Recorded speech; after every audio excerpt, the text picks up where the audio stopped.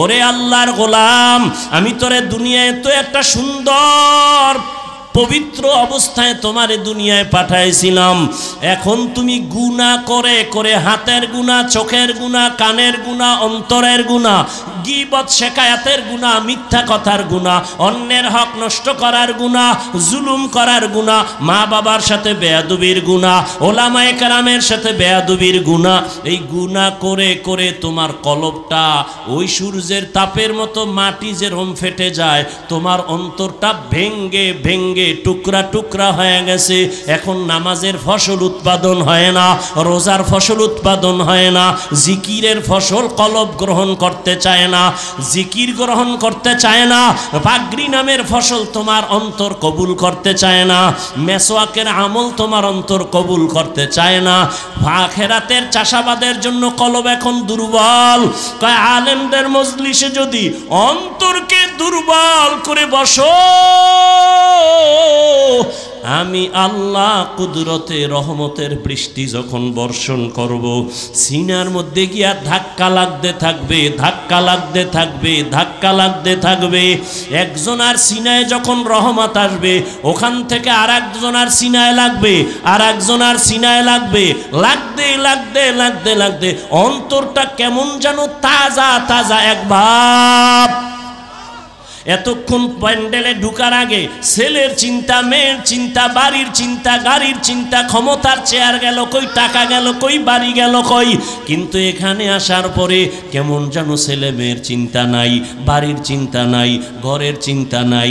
এখন আর এক চিন্তা ঢুকছে, আমারে কে দুনিয়ায় পাঠাইছেন, আমারে এত সুন্দর কণ্ঠ কে দিয়েছেন, আমারে টাকার মালিক কে বানাইলেন, আমাকে সুন্দর সম্মানের জায়গায় কে বসাইলেন, কে আমাকে এত সুন্দর চেহারা দান করলেন, এমন সুন্দর আসমানকে বানাইলেন, এমন সুন্দর দুটো চোখ কে বানাইলেন, এমন সুন্দর দুটো হাত কে বানাইলেন।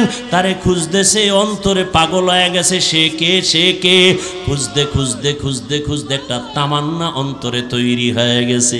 এইবার এমন পাগলামি শুরু করছে, আমার মাওলারে তো আমি না নিয়ে আর যাব না, আমার ছেলে আজ আছে কাল থাকবে না, আমার মা আছে থাকবে না, ভাই আছে থাকবে না, কই বিল্ডিংওয়ালা পড়ে আছে, বিল্ডিংওয়ালা পালায়ে গেছে, টাকাওয়ালার টাকা পড়ে আছে, টাকাওয়ালা পালায়ে গেছে, তাহলে টাকা থাকবে না, বাড়ি থাকবে না, গাড়ি থাকবে না, এক সময় তো আমার একা হয়ে যেতে হবে।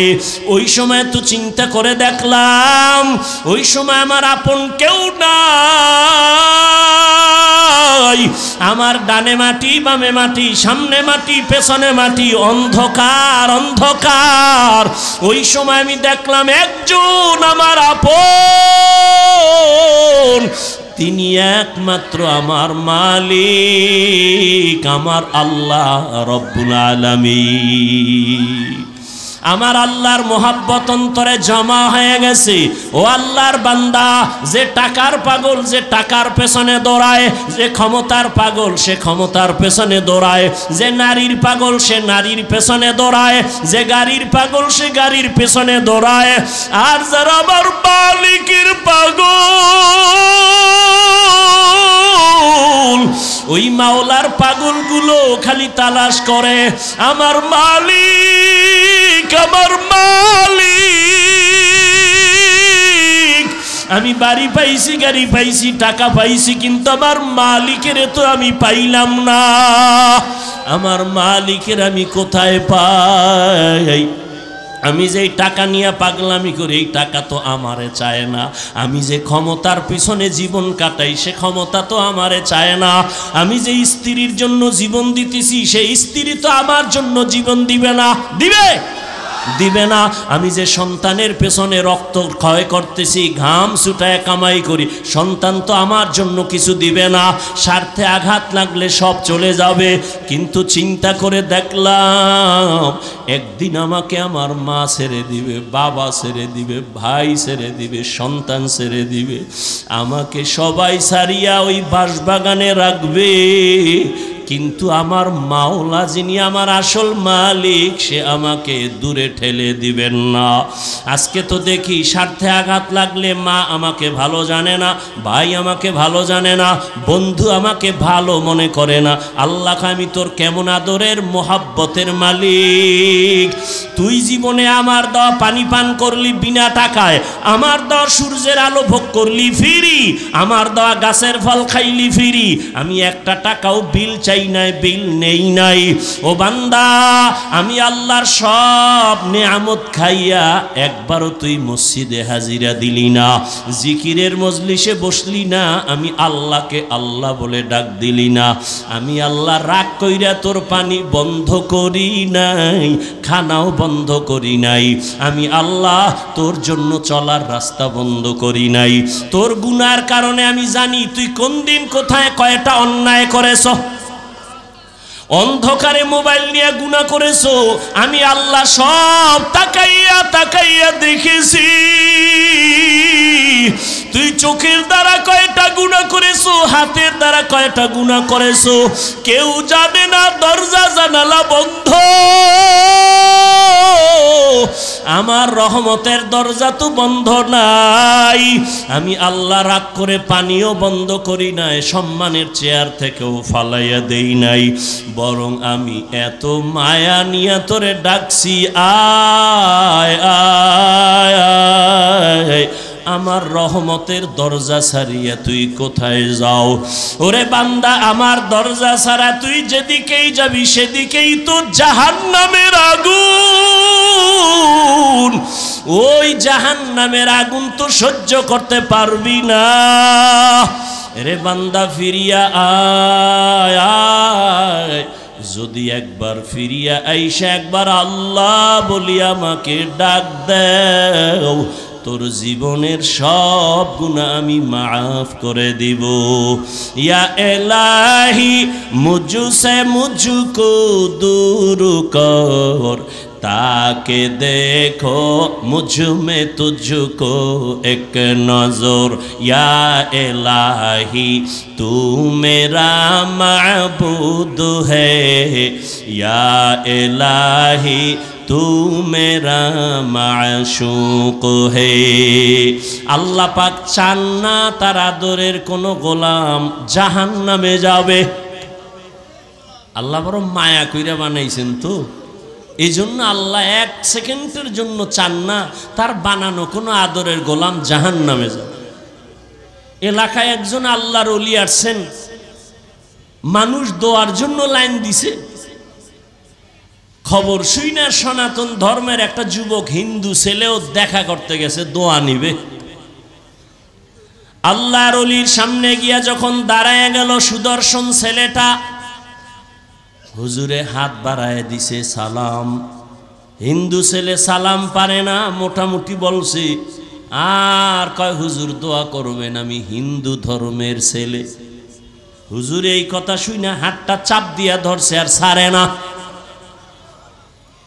দইরা যুবকের চেহারা দিয়ে তাকায়া, এক ধ্যানে তাকায়া, চোখের পানিগুলো গাল বেয়ে বেয়ে পড়ে। হিন্দু যুবক ছেলেটার অন্তরে ভয়, না জানি কোনো বেয়াদবি হয়ে গেল। হুজুর আমারে মাফ করেন, আমি কোনো বেয়াদবি করছি নি? কয় না বাবা, কোনো বেয়াদবি করো নাই। তো কাঁদেন কেন? বলে আল্লাহর কুদরত দেখা কাঁদতেছি। বলে হুজুর কি কুদরত? বলে এত সুন্দর চেহারা তোমারে যেই মাওলায় দিছেন, ওই মাওলায় তোমারে আবার কেমনে জাহান্নামের আগুনে জ্বালাইবে। ইনজেকশনটা দিয়া দিয়া কয় যা।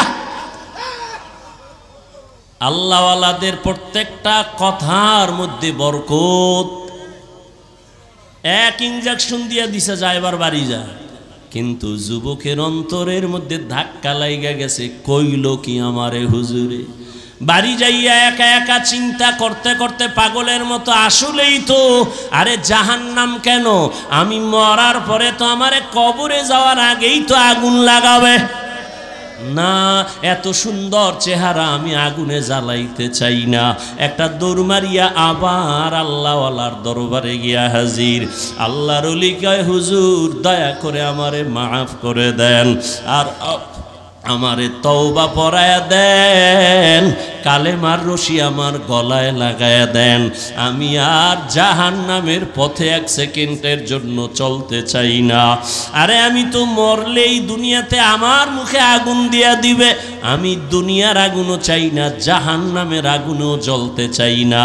হুজুর আমাকে তওবা পড়ায়া কালেমাওয়ালা মুসলমান বানায়া দেয়। উলামায়ে আহলে হকের মজলিসে বসার দ্বারা মানুষের মরা দিল জিন্দা হয়ে যায়। এই জন্যই তো বলি, যারা বলে আমরা ওলিয়া উলিয়া মানি না, উলামায়ে কেরাম চাই না, ওরা বাতিল, ওরা ধোঁকাবাজ, ওদের দুনিয়াও বরবাদ আখিরাতও বরবাদ। এই যারা দুনিয়া দুনিয়া জিকির করে, আল্লাহর জাত ও সিফাতের কসম, যারা নামাজে দাঁড়াইয়াও দুনিয়া, দোকান, সক্ষমতা, এই সেই, আমি তো হিসাব পরিপূর্ণ করে দেখছি, ওরা দুনিয়াও পায় না আখিরাতও না। এ দুনিয়া দুনিয়া দুনিয়া কইরা কইরা পালাইছে, জুতা নেওয়ার টাইম নেই, পাইছে দুনিয়া। তো এই ক্ষমতার লাভ কি যে পলাইতে হবে? এই ক্ষমতার পিছনে দৌড়ায় লাভ কি যে ফুলের মালার পরে জুতার মালা? এই 10তলা বিল্ডিং এর বাহাদুরি করে লাভ কি যে বিল্ডিং এ ঘুমানের কপাল হবে না? ওই কোটি কোটি টাকা ব্যাংকে রেখে লাভ কি যে টাকা আমি ভোগ করতে পারবো না? তাহলে দুনিয়া দুনিয়া কইরা না পাইলো দুনিয়া, না পাইলো আখেরাত। আর যারা আখেরাত আখেরাত করে, এরা ইনশাআল্লাহ আখেরাত তো পাবেই, দুনিয়ায় যা পাবে বোনাস। আমরা আখেরাত আখেরাত কইরা চলতে গিয়া কি না খাইয়া মইরা গেছি।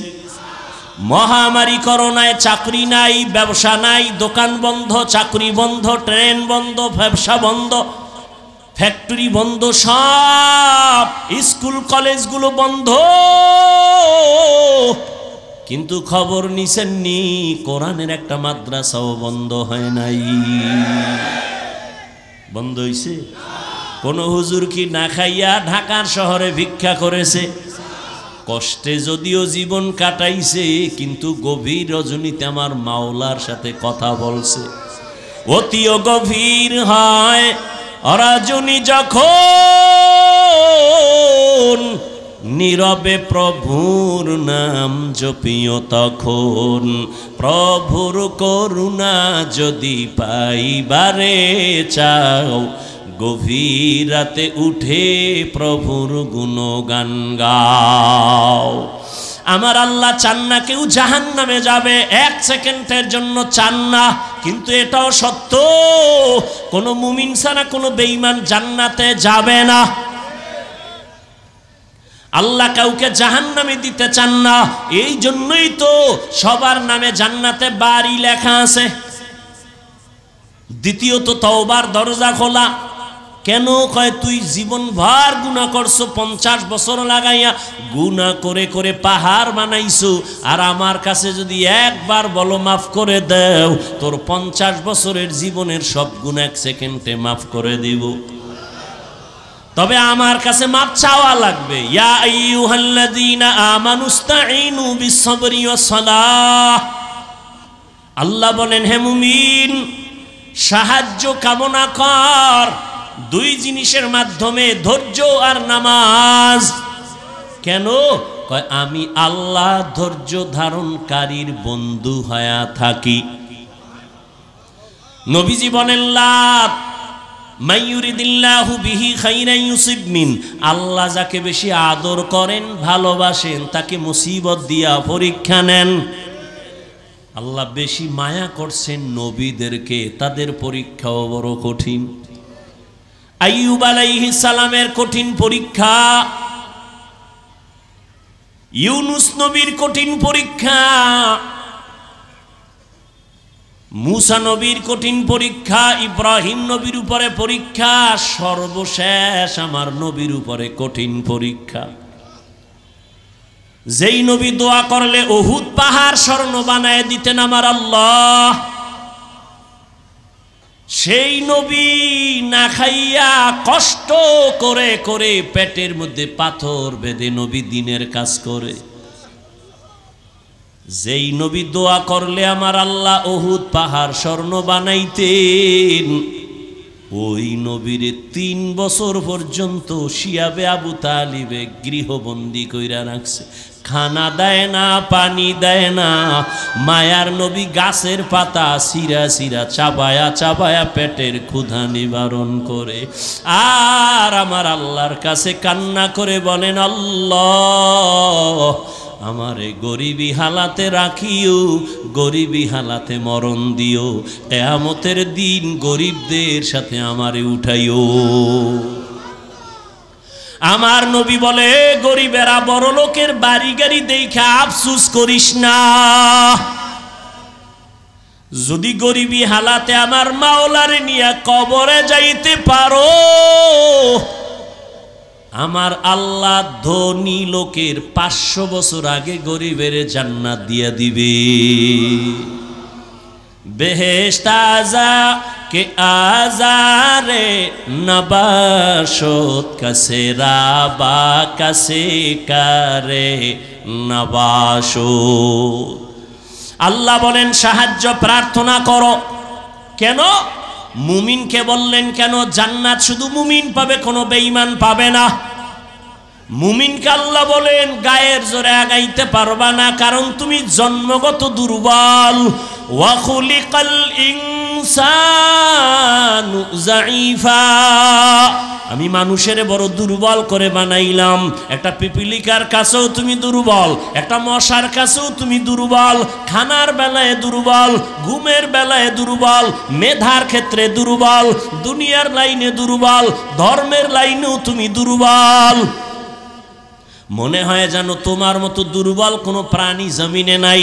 পিপিলিকায় যদি মেজাজ গরম করে, কোনো বনিয়াদম খানা খাইতে পারবে? মশায় যদি মেজাজ গরম করে, কোনো বনিয়াদম রাতের বেলা ঘুমাইতে পারবে না। ও বান্দা, তুই এত দুর্বল, এত দুর্বল। একটা গরুর কাছে তুই কত দুর্বল। তোরে যদি একটা লাথি মারে, জীবনে 1 ফোঁটা দুধ আর নিতে পারবি না। কিন্তু মর্যাদা সবার উপরে। মর্যাদা দুর্বল না, মর্যাদা তোর ফেরেশতার থেকেও বেশি, জিনের থেকেও বেশি, সব প্রাণীর থেকে বেশি। এই জন্য শক্তিশালী বাঘ তোরে সালাম দেয়, শক্তিশালী গরুটা তোর কাছে দুর্বল হয়ে থাকে। ওর শক্তি দুর্বল না, তোর সম্মানের কারণে দুর্বল হয়ে দাঁড়ায়। তুই 20 কেজি দুধ টাইনা নিয়ে যাও, বাচ্চারে দাও না, গরুটায় কিছুই কয় না। রাগ কইরা যদি বাচ্চার মায়ের দিকে তাকাইয়া একটা লাথি মারতো, তোরে দুধ দিব না। কোনো বনিয়াদম দুধ নিতে পারতি না। না, তোর সাথে বেয়াদবি করে না। তুই যখন গরুডারে ডাক দিয়া কাও দাঁড়া, এই শিক্ষিত ঢাকার মানুষ গরুডায় মানুষের কথা শুনেনি। গরুডারে যদি কয় দাঁড়া, দাঁড়ায় যায়। গরুডারে যদি কয় ডানে, ডানে যায়। গরুকে যদি বলে বামে, বামে যায়নি। একটা গরু যদি মানুষের কথা শুনে, সাধারণ এক চাষির কথা যদি গরু শুনে ডানে যায়, চাষির কথায় যদি বামে যায়, চাষি যদি কয় দাঁড়া, গরু দাঁড়ায়। একজন আল্লাহর ওলি তাদের কথা কেন শুনবে না? এরে আল্লাহর বান্দা, দুনিয়ার সব আমাদের গোলাম, দুনিয়ার সব আমাদের গোলাম। গরু আমাদের গোলাম, বাঘ, কথা বলেন না কেন? আমরা কারো গোলাম? উজানির জমিনে ঘুমিয়ে আছেন কারি ইব্রাহিম রহমতুল্লাহ আলাই। বিশাল বড় জঙ্গল সাফ করে মানুষের ওখানে বসবাস করবেন, একটা জিকিরের মজলিস কায়েম করবেন। জঙ্গল সাফ করতে গিয়া দেখে একটা গম্বুজ, ভেতর একটা বাঘ তার বাচ্চারে দুধ দেয়। কারি ইব্রাহিম ডাক দিয়া কয়, বাঘ বনিয়াদম আসছি, থাকবো, তুমি তোমার দেশে চলে যাও, এলাকায় যাও। আল্লাহর ওলি কথাটা বলতে দেরি, বাঘ তার বাচ্চা কাঁধে নিয়ে দৌড় দিতে দেরি করে নাই। এখন এখানে আপনি প্রশ্ন করবেন বাঘে কেমনে শুনে? আমি উদাহরণ আগে দিছি না, একটা চাষির কথা গরু শুনে? বলেন, ঘরের মহিলা মুরগিরে যখন ডাক দেয় তার ভাষায়, মুরগি আয়নি। সন্ধ্যাবেলা আম্মা জানেরা যখন খেতে হাঁস পানির মধ্যে জোরে ডাক দিছে ওই ভাষায়, হাঁস আয়নি। আল্লাহর ওলির কথা বাঘ শুনবে না কেন? তোমার কাছে পাইলে কিছু শায়েস্তা করতাম, তোমার কলব নষ্ট হয়ে গেছে, তুমি ঈমান নিয়ে মরতে পারবা কিনা ভয় লাগে। কারণ আল্লাহ যাকে অপছন্দ করেন তার প্রথম কাজ আলেমের বিরোধিতা করা। যারা আলেমের বিরোধিতা করে তার প্রমাণ হলো আল্লাহ ওর উপরে কি বেজার, এটা প্রথম প্রমাণ। আর আমি বাংলায় কি বলি, আমাকে বাঙালিকে সাইজ করতে হইলে আরো কিছু শব্দ লাগে। যারা আলেমের বিরুদ্ধে লেখে ফেসবুকে আর বলে, এরা সবগুলো সন্তান মা বাবার অভিশপ্ত সন্তান, একটাও মা বাবার আদরের সন্তান না। খবর নেন, যারা আলেমদের সাথে বেয়াদবি করে ফেসবুকে লেখে, সবগুলো সন্তান মা বাবার অভিশপ্ত সন্তান, একটাও মা বাবার আদরের সন্তান না। খোঁজ নাও, ভালো করে খোঁজ নাও। আল্লাহ হেদায়াত দান করুন। আলেমের বিরোধিতা করলে ইসলামের কোনো লাভ আছে? কেন করো? বরং তোমার কপাল তুমি ফুটতেছ। মানুষ বড় দুর্বল, জন্মগত মানুষ দুর্বল, মেধার বেলায় দুর্বল, খানার বেলায় দুর্বল। ঢাকা চিড়িয়াখানায় লেখা আছে একটা বাঘের দৈনিক খানা 17 কেজি গোশত। পারবে কেউ খাইতে 17 কেজি 3 বেলায়? আছে এরকম খাদক? একটা বাঘ অনেক বেশি খায়। আমরা খাওয়ার বেলায় দুর্বল, ঘুমের বেলায় দুর্বল, মেধার বেলায় বড় দুর্বল, সব লাইনে আমরা দুর্বল। কয় এখন দুর্বল মানুষ যদি চলতে হয় আর একজনের সাহায্য লাগবে নি? কথা বলেন না কেন? তাহলে সবাই আমরা সৃষ্টিগত দুর্বল, মেধার বেলায় কি দুর্বল। ডাক্তার হোমিওপ্যাথিক সেও ডাক্তার, এরপরে এলোপ্যাথিক সেও কি ডাক্তার। আবার এলোপ্যাথিক ডাক্তারের মধ্যে MBBS, FCPS, FRCS, কিন্তু সব লাইনে না। একজনের নাক কান গলার ডাক্তার আছে না? হ্যাঁ, যদি কি আমার তাড়াতাড়ি আমার ফ্যাটের মধ্যে টিউমার হয়েছে, কি করা যায়? এই বিষয়ে আমি দুর্বল, ঠিক নেই? তাহলে প্রত্যেকটা মানুষ তার নিজের জায়গায় অন্যের তুলনায় দুর্বল, জন্মগতভাবে দুর্বল, মেধার বেলায় দুর্বল, ধর্মের লাইনেও। আপনারা যারা কোরআন পড়তে পারেন না, যারা কোরআন পড়তে পারে তাদের কাছে দুর্বল। আবার যারা কোরআন পড়তে পারেন, অর্থ জানেন না, যিনি অর্থ জানে তার কাছে দুর্বল। আবার আপনি অর্থ জানেন, তাফসির জানেন না, যারা তাফসির জানে তার কাছে দুর্বল। আবার আপনি কোরআনের তাফসির জানেন, ফিকহ জানেন না, ফতোয়া দিতে পারেন না, আপনি মুফতি সাহেবের কাছে দুর্বল। কি দুনিয়ার সবাই দুর্বল। এখন অন্যের সাহায্য ছাড়া চলা যাবে না। আবার জান্নাতের পথে যাব, পথটা চিনিও না, কত ভেজাল। একদিকে আমরা দুর্বল, আবার জান্নাতে যে যাব সেই পথও চিনি না। আবার সেই জান্নাতে যাওয়ার পথটার মধ্যেও ভেজাল। 3 দল শয়তান আমারে ব্যারিকেড দিয়া রাখছে, মানুষ শয়তান, জিন শয়তান, নফস শয়তান, ঠিক নেই? এতগুলো ঝামেলার মধ্যে জান্নাতের পথে আগাবো কেমনে? আল্লাহ কয় সাহায্য চাও। কয় কার কাছে সাহায্য চাইবা? কয় যার মধ্যে 3টা দুর্বলতা নাই। কয়টা? 1 নাম্বার, যার কোনো পিছু টান নাই, পিছনে যার কোনো কি নাই। যেমন আমগো পিছু টান আছে না, সামনে আগাইলে আমার ছেলে কয় আব্বু দেও, মেয়ে বলে আব্বু দেও, বউ বলে স্বামী দাও। আম্মা জান কয় ছেলে দাও, আব্বা জানে বলে দাও। যত সামনে আগাই তত পেছনে চাই না। আমগো উজানি ভরছি তো, উজানি আমাদের এক বড় শাইখুল হাদিস ছিলেন, খুব মজা। তো ওয়াজে দাওয়াত দিছে বরকতের জন্য। তো টাইমের প্রায় 8টা, মানে টাইম যা ছিল 1-2 ঘন্টা লেট করে এরপরে গেছে।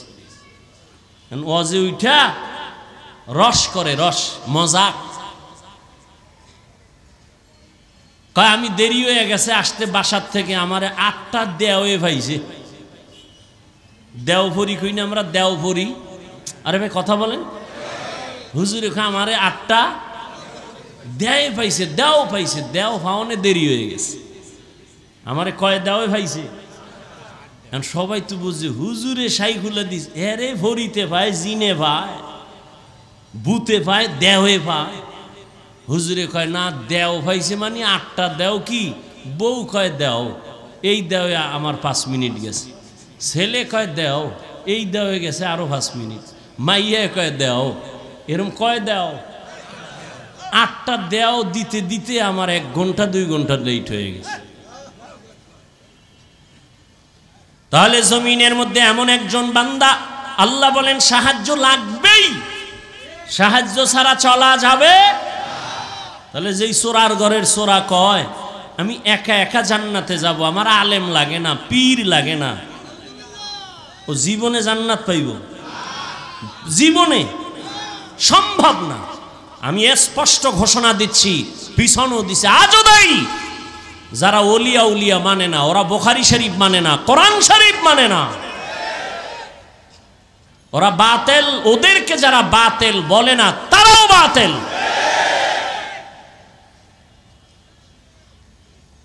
আল্লাহ হেদায়াত দান করুন। এমন একজন থেকে সাহায্য চাও, সাহায্য লাগবেই লাগবে, এ কথায় সবাই একমত। এখন সাহায্য কার থেকে নিবেন এই বিষয় সিদ্ধান্ত নেন। যার মধ্যে 3টা দুর্বলতা নাই তার থেকে সাহায্য নিতে হবে। 1 নাম্বার দুর্বলতা, যার পেছনে টান নাই। বলেন দুনিয়াতে কোনো মানুষ আসেনি যার পিছে টান নাই? কে আছে কোন? নাই। বুঝা কথা কইেন, খালি বক বক করলি মুখ একটা আছে খালি কয়ে ফেলাইব। খুব হিসাব করে কথা বলতে হবে। বুঝেন না, পারেন না, চুপ থাকবেন। 2 নাম্বার দুর্বলতা, যার অভাব নাই। খুঁজা দেখেন তো একজন পিসাব পাইবেন নি যার অভাব নাই?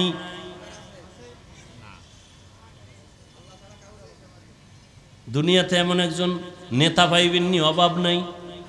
বরং আমি বলি যার যত টাকা তার অভাব তত বেশি। যে যত বড় টাকাওয়ালা তার অভাব তত বড়। রিক্সাওয়ালার যদি জামায় ময়লা লাগে নিজে ধুইয়া ফালায়, কিন্তু বড় লোকের জামা তো নিজে ধুইতেই পারে না। কি করতে হবে? কাজের লোকের ডাক, বেতন দিয়া জামা ধুইয়া দাও, জুতাটা মুইসা দাও, ঘর মুইসা দাও। এজন্য যত টাকাওয়ালা যত বড় লোক সব গরিবের কাছে ঠেকা। গরিব যদি বড় লোকের কাজ না করে, প্রত্যেক বড় লোকের টাইলস মোজাইক করা 5 তলা বিল্ডিং গরুর গোয়াল ঘর হয়ে যাবে। অথচ এই জালেমরা কর্মচারী কাজের লোকের সাথে গরিবের সাথে জুলুম করে বেশি। ঠিক নেই? আল্লাহ হেদায়াত দান করেন। তাহলে কি বুঝলাম? দুনিয়াতে অভাব ছাড়া কোনো মানুষ। 3 নাম্বার দুর্বলতা, যার কোনো স্বার্থ নাই। এবার খুঁজা দেখেন দুনিয়াতে এমন একজন মানুষ পাইবেননি যার কোনো স্বার্থ নাই। দেখেন তো, আমি 2 জনারে পাইছিলাম, কিন্তু সোনার বাংলা এটার কোনো গ্যারান্টি নাই। একজন পাইছি আমার আব্বা, আর একজন পাইছিলাম আমার আম্মা। স্বার্থ নাই, কিন্তু সোনার বাংলা এটার গ্যারান্টি দিতে পারি না। কারণ বহু মা বাবা স্বার্থের টানে সন্তানের বিরুদ্ধে মামলা করেছে, সন্তানের জবাই করেছে। এই খবর নাই সোনার বাংলায়? আপন বাবা তার মাইয়া, আপন মাইয়াটারে হোটেলের মধ্যে ঢুকায় কয় আজকে রাতের জন্য তুই আমার কাছে স্ত্রীর মতো। এবার বুঝেন তাহলে স্বার্থ ছাড়া কোনো মানুষ আসেনি? তাহলে কি ফলাফল হলো? জমিনের মধ্যে পিছু টান ছাড়া কোনো মানুষ নাই, অভাব ছাড়া কোনো মানুষ নাই, স্বার্থ ছাড়া কোনো মানুষ। তাহলে খোঁজেন এই তিনটা অভাব দুর্বলতার নাই, একমাত্র যাকে পাইবেন তিনি হলেন আমার। ইয়া আইয়ুহান নাস আনতুমুল ফুকারাউ ইলাল্লাহ ওয়াল্লাহু হুয়াল গনিয়্যুল হামিদ।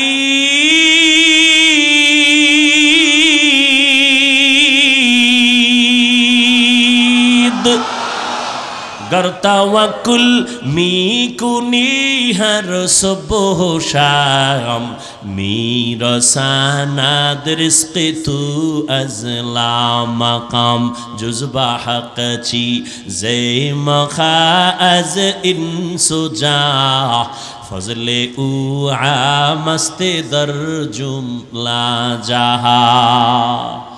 সাহায্য চাবো, আল্লাহ কয় দুনিয়ার মানুষ আমি একমাত্র প্রশংসিত ধনী, তোমরা সবাই ফকির। ধনীকে আরো জোরে বলেন। আল্লাহ কেমন ধনী? বলে আমি শুধু ধনী না, প্রশংসিত ধনী। দুনিয়াতে ধনী আছে না, কিন্তু প্রশংসিত ধনী একজনও নাই। 5 লাখ টাকা মাদ্রাসায় দিয়া চায়ের দোকানে চাপাবাজি করে, মাদ্রাসা আমার, ঠিক নেই। 50,000 টাকা দিয়া মসজিদে, লাখ টাকা দিয়া কয় মসজিদ আমি বানাইছি, কয় না কয় না। দুনিয়াতে কোনো প্রশংসিত ধনী নাই, একমাত্র প্রশংসিত ধনী আমার আল্লাহ। বলেন তাহলে সাহায্য কার কাছে? কার কাছে? ও ঢাকার মুসলমান হে যুবক, আল্লাহ বিবেক দিছে, বিবেকটা দিয়া বলো আমার রহমতের নবীর থেকে দামি কোন নবী আসেনি? সত্য বলো। ছিল? আসবে? বলো আমার নবীর জীবনে কোনো কিছুর প্রয়োজন হইতো নি? হইতো না? কও। তাহলে নবীজি কোন মাজারে গিয়া চাইতেন? ইব্রাহিম নবীর মাজারে, মুসা নবীর মাজারে, আজমিরের মাজারে, নিজামুদ্দিন আউলিয়ার মাজারে। এই যুবকরা ভালো কইরা শোন, পেজগোছের কথা তো বুঝবা না রে বাবা, আমার বাংলা কিছু কথা মনে রাখো। সবাই একমত নি যে নবীর থেকে দামি কেউ এই দুনিয়ায় দরবার শরীফ আসেনি? জোরে কও। বলো মদিনার দরবার থেকে দামি দরবার নাম কি? আজমিরের দরবার মদিনার থেকে দামি। মাইজভান্ডারের দরবার, আড্রসির দরবার, দেওয়ানবাগের দরবার, চন্দ্রভাড়ার দরবার, এনায়েতপুরের দরবার, খানজাহান আলীর দরবার, আমানত শাহর দরবার। তাহলে মদিনার দরবার থেকে দামি কোনো দরবার? সত্য কথাটা মাইনা নে বাবা, তুই মানো না মানো স্বীকার কর। নবীর থেকে কোনো দামি ব্যক্তি, মদিনার দরবার থেকে দামি কোনো দরবার? দুনিয়াতে মাজার আসেনি? মাজার। বলো নবীজির মাজার থেকে দামি মাজার কোনটা? ইব্রাহিম নবীর মাজার, ইসমাইল নবীর মাজার, খাজা মঈনুদ্দিন চিশতি আজমিরির মাজার, শাহজালাল শাহপরানের মাজার, শাহ মাখদুমের মাজার, আমাদের বাগেরহাটে খানজাহান আলীর মাজার, শাহ আলী মিরপুরের মাজার, গোলাপ শাহর মাজার না, আমানত শাহর মাজার, বাইজিদের মাজার। একমত নি মদিনার নবীর মাজার থেকে দামি কোনো মাজার নাই? সবাই একমত? বলো বলো সেই নবীর মাজারে গরু জবাই হয় কয়টা? মোমবাতি জ্বলে কয়টা? ওই মাজারে সেজদা চলে কয়টা? নবীর দরবারে আর মাজারে নারী পুরুষ এক জায়গায় বইয়া ঢোল বাজায়া জিকির করে কয়দিন? ভালো করে বুঝো, দুনিয়াতে মদিনার দরবার থেকে আর একটা দরবারও নাই, মদিনার মাজার থেকে দামি কোনো মাজার নাই। অতএব শিক্ষা নাও রে যুবক, মদিনার দরবারে আর মাজারে যা চলবে না, দুনিয়ার দরবারে আর মাজারেও তা চলতে দেওয়া হবে না।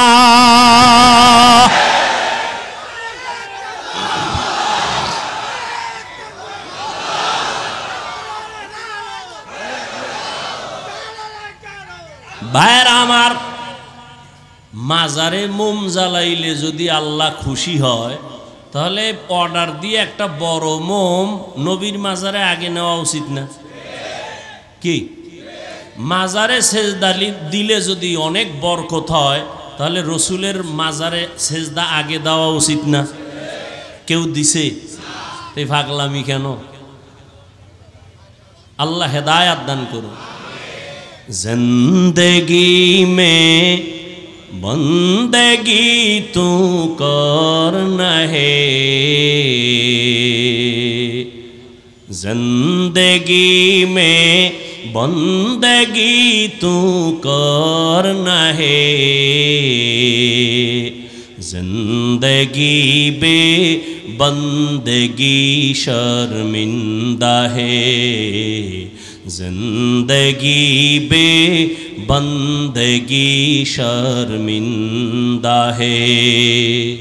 यहाँ हम सब मुसाफिर दिल ना लगा,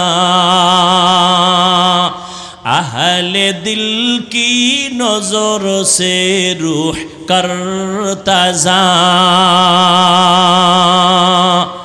शाह दौलत सब फकीर गर नेक ने, शाह दौलत सब फकीर गर नेक ने, जिंदगी में बंदगी तू करना है, जिंदगी बे बंदगी शर्मिंदा है, जिंदगी बे बंदगी शर्मिंदा है। ও আমার কলিজার যুবক বাবারা, বলো নবীজি সাহায্য চাইতেন কার কাছে? সবাই একমত? নবী যদি আল্লাহর কাছে চাইতে পারেন, তোমার আল্লাহর কাছে চাইতে সমস্যা কেন? আল্লাহরে পছন্দ হয় না? হয়? হইলে তাহলে চাও না কেন? আল্লাহ দিতে পারেন না? পারেন? তাহলে চাও না কেন? আল্লাহ তো দেওয়ার জন্য রাতের গভীরে প্রথম আসমানে এসে ডাকেন, ও আমার গোলাম আর কত ঘুমাবি, ও আল্লাহ বান্দারে প্রতি রাতের গভীরে ডাকে, আয় আয় আয়, আমার একবার ডাক দে, মোহাব্বত লাগায় ডাক, দুই ফোঁটা চোখের পানি ছেড়ে কান্না কর। একটা সন্তান চোখের পানি ছেড়ে যদি আম্মার কাছে বলে, আম্মু আমারে মাফ করে দাও, আমি ভুল করেছি, মায়ের মায়া কমে না বাড়ে? মা কয়, তোরে আর কোনোদিন কিছু বলবো না, আয় আমি কলিজাবের একটু দোয়া কইরা দেই। একটা ছাত্র অন্যায় কইরা যদি কান্না করে বলে, আমার ওস্তাদ জি আমারে মাফ করে দেন, ওস্তাদের মায়া বাড়ে না কমে? ওরে কান্না দেখলে যদি সন্তানের কান্নায় মায়ের মায়া বাড়ে, ছাত্রের কান্না দেখলে যদি শিক্ষকের মায়া বাড়ে, ওরে আমার মাওলার মায়া কি কম? ওরে আমার মাওলারে যদি দুই ফোঁটা চোখের পানি ছেড়ে একবার ডাক দিতে পারো, হে মালিক, এই জমিনে আমার মতো গুনাহগার কেউ নাই। মানুষ আমারে কত সম্মানের চেয়ারে বসাইছে, আসলে আমার মতো খারাপ জমিনে কেউ নাই। আমি চোখ বন্ধ করে দেখলাম গুনার কারণে আমার হাত না পাক, আমার চোখ না পাক, আমার জিহ্বা না পাক, আমার অন্তর না পাক। এই অবস্থায় যদি আজরাইল আমার রুহটা নিতে আসে, আমার মনে হয় আমি ঈমান নিয়ে মরার বিছানায় যেতে পারবো না রে বাবা। ও আল্লাহর বান্দারা, আজকে তোমাদের পাও ধইরা ধইরা কইরা বয়ান করি কেন? এতক্ষণ যে চিল্লাইয়া বয়ান করলাম একবারও বলি না ও কলিজার যুবকেরা তাড়াতাড়ি পাগড়ি লাগা, হাতে তসবিহ নে, স্কুলে তালা লাগায় মাদ্রাসায় আয়। একবারও বলি নাই বলবো না। তাহলে বলবো কি? বলবো হে যুবক, স্কুলে পড়ো, কলেজে পড়ো আলহামদুলিল্লাহ, চাকরি করো আলহামদুলিল্লাহ, ব্যবসা করো আলহামদুলিল্লাহ, লেখাপড়া করো আলহামদুলিল্লাহ, কোনো বাধা নাই। বাবা তুমি ডাক্তার হও, কলিজা দিয়া দোয়া করি, ইঞ্জিনিয়ার হও, প্রফেসর হও, তবে আমার দাবি একটা, বেয়াদব কোনোদিন হইও না। তোমার আচরণে কোনোদিন যেন মা বাবা কষ্ট না পায়, তোমার ব্যবহারে কোনোদিন শিক্ষক যেন কষ্ট না পায়, তোমার ব্যবহারে কোনোদিন যেন মুরব্বী ওলামায়ে কেরাম কষ্ট না পায়। জীবনে আদর্শ নিয়ে ডাক্তার হও, তোমার সম্মান থাকবে সবার উপরে, তোমাকে সবাই মাথায় সম্মান নিয়ে চলবে। কিন্তু ডাক্তার হইয়া যদি আদর্শ ঠিক রাখতে না পারো, ডাক্তার হইলেও তাসলিমার মতো জুতার বাড়ি খায়া পালানো লাগবে। ঢাকা কলেজের প্রফেসর আহমদ শরীফ ক্লাসের মধ্যে ঢুইকা কয়, এই ছেলে মেয়েরা আমার চিনসনি? কয় চিনি স্যার। নাম কি জানো নি? কয় জানি। বল। কয় বেয়াদবি হবে। কয় শোন, আমার নাম আহমদ শরীফ, আমি ঢাকা কলেজের প্রফেসর। শোন, এত জীবন শুনছো কোরআন শরীফ, হাদিস শরীফ, মক্কা শরীফ, মদিনা শরীফ, আজকে থেকে শুনে রাখ, মক্কা শরীফ লাগবে না, মদিনা শরীফ লাগবে না, হাদিস শরীফ লাগবে না, কোরআন শরীফ লাগবে না, আজকে থেকে আমি আহমদ শরীফ যথেষ্ট। মরার আগে ছেলে মেয়েকে বলে গেছিল, আমি মরার পরে কবর বিশ্বাস করি না, আমি মইরা গেলে কবরে তোরা দাফন করবি না। ঠিকই ওই নাস্তিক বেঈমানের কবরে দাফন করা হয় নাই, সন্তানেরা দেহটা দান করে দিছে হসপিটালে, ওর কপালে কবরও নাই। এই প্রফেসর হইয়া লাভ নাই রে বাবা। সম্মানের একটা ডাক্তার হও, ইঞ্জিনিয়ার হও, প্রফেসর হও, মানুষ যেন তোমার কলিজা দিয়া দোয়া করে। এই জন্য লাগবে তোমার সুন্দর চরিত্র, আদব নিয়ে চলবা, মা বাবার দোয়া নিয়ে চলবা, ওলামায়ে কেরামের দোয়া, শিক্ষকের দোয়া ছাড়া আগাইতে পারবা না। তোমার জীবনের সফলতার এক নাম্বার দোয়া মা বাবা, জীবনের সফলতার দ্বিতীয় দোয়া শিক্ষকের দোয়া লাগবে। আমার আব্বা আম্মা আমাকে দোয়া করছেন, আল্লাহ আমাকে ভালো বানাইছেন, কিন্তু এই চেয়ারে বৈশা বয়ান করা আমার আব্বা আমাকে শিখান নাই, আম্মা আমাকে শিখান নাই। আমাকে হাতে কলমে দইরা দইরা আমাকে কথা শিখাইছেন, লেখা শিখাইছেন, বলা শিখাইছেন আমার শিক্ষক। অতএব শিক্ষকের অবদান ভুলার মতো না। যদি খবরদার, মা বাবার দোয়া আল্লাহর কসম তোমার জীবনের সফলতার চাবি, শিক্ষকের দোয়া তোমার জীবনের সফলতার চাবি, ওলামায়ে কেরামের দোয়া সফলতার চাবি। ঠিক এর বিপরীতে মা বাবার বরদোয়া তোমার জীবনের জন্য আগুন, ওস্তাদের বরদোয়া তোমার জীবনের জন্য আগুন, ওলামায়ে কেরামের বরদোয়া তোমার জীবনের জন্য আগুন। আজকে বাংলাদেশে যত ঝামেলা দেখতেছো, আলেমদের সাথে বেয়াদবির ফলাফল। এই জন্য যুবকের বলি, পাও দুইটা ধইরা বলি, অঙ্গীকার কর, শপথ কর, ওয়াদা কর, জীবনে মা বাবার দোয়া নিব। দোয়া নিতে না পারলেও অঙ্গীকার কর, বদদোয়াটা নিবি না। যদি নেও, মরার আগে পঙ্গু হয়ে যাবি, চাকার তলে মাথা ঢুকে যাবে, টেরই পাবি না। শিক্ষকের দোয়া নিবি, যদি নাও পারো অঙ্গীকার কর, কোনোদিন শিক্ষকের বদদোয়া নিবা না। যদি পারো উলামায়ে কেরামের দোয়া নিবা, যদি না পারো অঙ্গীকার করো, কোনোদিন বেয়াদবি করে বদদোয়াটা নিবা না।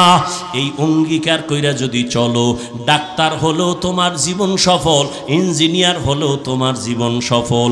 এই জমিনে বাবা তুমিও মুসলমান, আমিও মুসলমান, তোমার আমার আল্লাহ দুই না এক, তোমার আমার নবী এক, তোমার আমার কোরআন, তোমার আমার কাবা, তোমার আমার ধর্ম, তোমার আমার কালেমা, সব এক না? তোমার আমার আল্লাহ এক, নবী এক, কোরআন এক, কাবা এক, ধর্ম এক, দুনিয়াতে আসছি তাও এক। বিদায় বেলা কাফন হবে তিনটা, কালার হবে আলাদা। কাফনের সংখ্যাও কি? যত বড় টাকাওয়ালা হও না কেন, মইরা গেলে একটা কাফন কেউ বাড়াইয়াও দিবে না। গরিব রিক্সাওয়ালা হইয়া যদি মরো, একটা কাফন কেউ কমাইয়াও দিবে না। আমারেও 3 কাফন, তোমারও 3 কাফন। কালার আলাদা না সব এক? কি কালার? কাফনের উপরে লেখা থাকবে বড় হুজুরের লাশ, কাফনের উপরে লেখা থাকবে কোটিপতির লাশ। তাহলে এত ভাব দেখাও কেন? আমি বক্তা বক্তা ভাব দেখাই, তুমি টাকার ভাব দেখাও। যত ভাব দেখাই না কেন, সাদা কাফনে যেদিন ঢুকবো ওদিন সব বাহাদুরি শেষ হয়ে যাবে। কবরের সাইজও হবে এক, কবরে রাখার পরে প্রশ্ন হবে 3টা, তাও এক। নাকি আপনাদের প্রশ্ন আলাদা? কে স্কুলে পড়ে, কে কলেজে পড়ে, কে মাদ্রাসায় পড়ে, কে হুজুর না, কে ডাক্তার, কে রোগী, কে ইমাম, কে মুক্তাদি, কে পীর, কে মুরিদ। সবার বেলায় প্রশ্ন 3টা। রবের পরিচয় দাও, ধর্মের পরিচয় দাও, রাহমাতুল লিল আলামিনের পরিচয় দাও। নবীজি বলেন এই 3টা প্রশ্নের জবাব যে দিবে তার জন্য কবর হবে রওজাতুম মির রিয়াজিল জান্নাহ। আর এই 3টা প্রশ্নের জবাব যারা দিতে পারবে না তাদের কবর হবে হুফরাতুম মিন হুফারিন নার। যারা জবাব দিবে তাদের জন্য ভালো, দিতে পারবে না কপাল খারাপ। এখন পারবে কারা? আমরা হুজুরেরা। কি হুজুর হইয়া কবরে জবাব দিতে পারবো গ্যারান্টি? আরে আমরা হুজুর কেন? রহমতের নবীর হাতে করা সাহাবা, 10 জন সাহাবা জান্নাতের টিকিট পাইছেন হাতে, পাইছেন না? তারা কত দামি, তাদের নামাজ কত সুন্দর, তেলাওয়াত কত সুন্দর, জিকির কত সুন্দর, তেলাওয়াত রোজা কত সুন্দর।